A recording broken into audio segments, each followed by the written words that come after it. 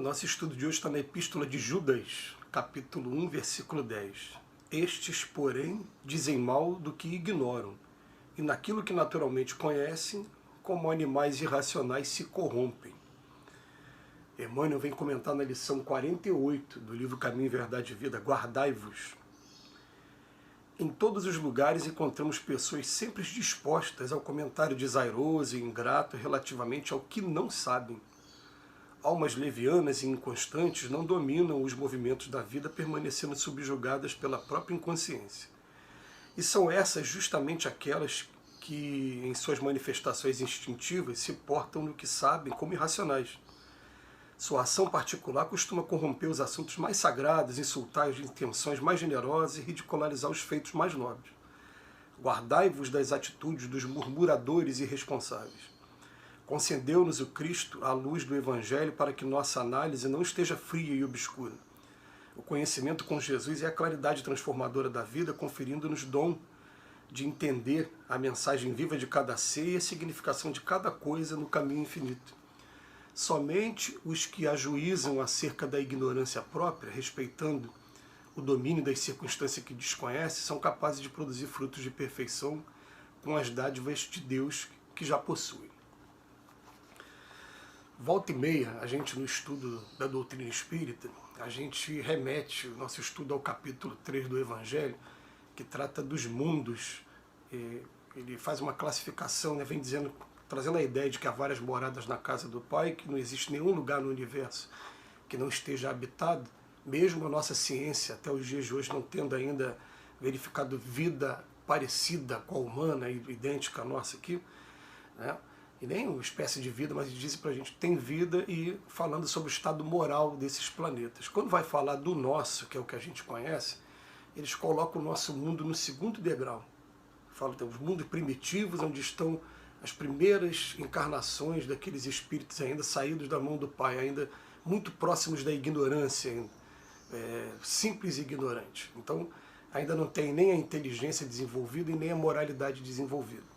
E quando chega para falar do nosso, ele fala que o nosso mal sobressai sobre o bem, e que a característica nossa aqui nesse planeta é que nós somos, ou desconhecemos o Evangelho, ou já conhecemos e somos rebeldes à prática do Evangelho de Jesus. Muitos de nós já têm até o conhecimento dos versículos bíblicos, já tem a voz da consciência cobrando, mas na hora da atitude, a nossa atitude ainda titubeia, a gente não consegue ainda praticar o Evangelho em toda a sua extensão. E o Cristo, por isso mesmo, ele vem chamando a atenção o tempo todo para que a gente concentre a nossa energia na gente mesmo, a gente pensar assim, eu preciso reformar meus sentimentos, eu preciso reformar os meus pensamentos, eu preciso modificar a minha maneira de ver a vida e de ver o próximo também. Mas quando fala com relação ao próximo, algumas sentenças que são muito ditas e vale a pena a gente estar sempre lembrando. Perdoai não 7 vezes, mas 70 vezes 7. Para de olhar o cisco no olho do outro enquanto tem uma trave no nosso. E quando a gente começa a olhar o lado bonito que as pessoas têm, porque não existe uma pessoa sequer nesse planeta que não traga um lado luz e um lado sombra, mas a gente tem uma tendência a focar na sombra, olhar logo o lado feio. É interessante que nesse mundo, curiosamente, uma pessoa faz 1 milhão de coisas boas, mas quando faz uma coisa ruim, ela fica marcada por aquela coisa ruim que ela fez. Vai ficar sempre sendo lembrada que fez como se fosse uma exigência, uma eterna exigência de que você fosse perfeito, 100% perfeito. Não existe perfeição na Terra. E é claro que aqueles que criticam também estão muito longe da perfeição, mas eles chamam a atenção para a gente do poder destrutivo que tem uma coisa que a gente chama de fofoca. Ele fala de murmurinho, mas o poder destrutivo, principalmente, porque a gente já conhece aquela história velha do telefone sem fio. É uma brincadeira que eu me lembro que a gente fazia quando era criança mesmo, na escola, de botar 15, 20 pessoas, uma vai contando no ouvido da outra, quando chega no último, a história chega toda deturpada, chega toda bem mais simplificada, ou então com detalhes que não existem, porque cada um fantasia de uma maneira, e assim é o poder da fofoca. Cada um fala uma coisa, e daqui a pouco, quando chega no ouvido da pessoa mesmo, fala, caramba, eu não fiz nada disso, e você fica com uma fama. Hoje a coisa está até pior, porque hoje quando você faz às vezes a pessoa, por leviandade mesmo, por irresponsabilidade, faz uma brincadeira de mau gosto, atribuindo a prática de um determinado crime ou de alguma conduta a uma determinada pessoa nas redes sociais. Aí fica lá a rede social assim, ó, devemos localizar essa pessoa para divulgar, para que isso não aconteça de novo. E daqui a pouco aquela pessoa é um vizinho seu, alguém identifica e pode até cometer um crime contra aquela pessoa, como a gente já viu aí, de essas práticas aí de linchamento tristes que a gente ainda tem, lembrando a Idade Média, mas ainda tem em pleno século XXI.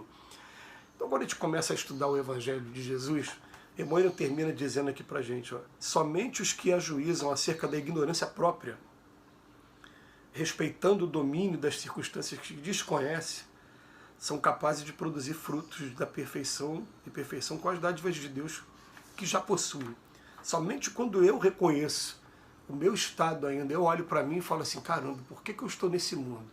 E sei exatamente por que eu estou nesse mundo hoje. Eu olho para mim e falo, realmente eu mereço estar nesse mundo ainda. Eu não mereço estar no mundo ainda perfeito, não, que eu ainda tenho muita dificuldade com o Evangelho. Eu olho para mim, tenho muita dificuldade. Quem convive comigo sabe, eu tenho. E mais ainda, porque dessa vez eu tenho o conhecimento, mas na hora da prática, na hora tenho uma dificuldade muito grande. E é claro, aquela dificuldade que a gente pede desculpa aos amigos e pede para que respeitem também o nosso momento, que é o momento que a gente está trabalhando, mas temos dificuldade. A gente reconhece isso, por que não reconhecer a dificuldade das pessoas que estão convivendo com a gente? Todo mundo tem seus problemas também. E o que a gente precisa muito é estar uns dando as mãos aos outros, uns ajudando os outros. A gente usa um estudo muito legal da indulgência, e esse estudo da indulgência é o quê? A indulgência é quando a pessoa não te magoou, não. Mas você já conhece alguns defeitos dela e você preserva essa pessoa dos defeitos dela quando você vai conversar com outras pessoas. Você fala, não. Ou então até diminui, ela pode ter até essa maneira de agir, mas olha o que ela tem de bom também. E procura enaltecer tudo que tem de bom.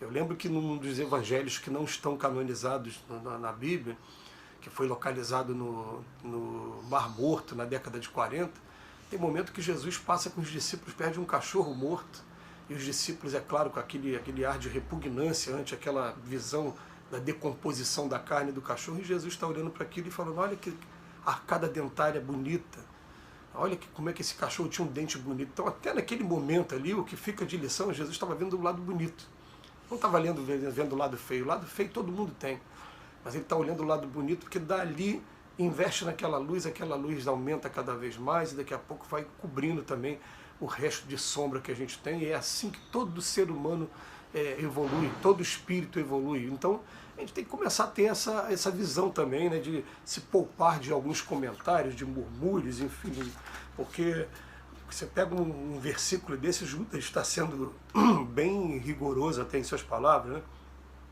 Estes dizem mal do que ignoram, e naquilo que naturalmente conhece, como animais irracionais se corrompem. Guardai-vos das atitudes dos murmuradores irresponsáveis, diz Emmanuel para a gente. E vem chamando a atenção para a gente. Quando a gente começa a se entregar ao ato de falar mal ou falar daquilo que a gente não conhece, a gente simplesmente está trazendo para o nosso lado também espíritos que gostam de falar também, que gostam de causar arruaça, de causar problemas também. E a gente, quando estuda a obsessão na doutrina espírita, a gente vai estudar a subjugação, e a gente lembra que existe muita subjugação moral, aquela que não vai se manifestar somente fisicamente, não aquele espetáculo triste de um espírito dominando o outro. Não, né? Às vezes é moral. Moral por quê? Porque a pessoa está tão acostumada a falar coisas erradas, coisas ruins da vida dos outros, que naturalmente os espíritos se chegam a ela, daqui a pouco não é mais ela que está falando, são os espíritos que estão falando através dela também. Agora, quando a gente começa a pegar o costume de guardar a nossa boca, guardar a nossa garganta, quando tiver que sair daqui palavras, meu Deus, me ajude, que só saia coisas boas, coisas edificantes, coisas que eu não venha me arrepender depois. Me ajude para que das minhas palavras, da minha boca, só saiam palavras que vão estar ajudando a grande obra de regeneração do nosso planeta. Aí é uma prece diária que a gente vai fazendo para a gente ir se acostumando e disciplinando, que é possível disciplinar sim. Que Jesus nos abençoe hoje e sempre.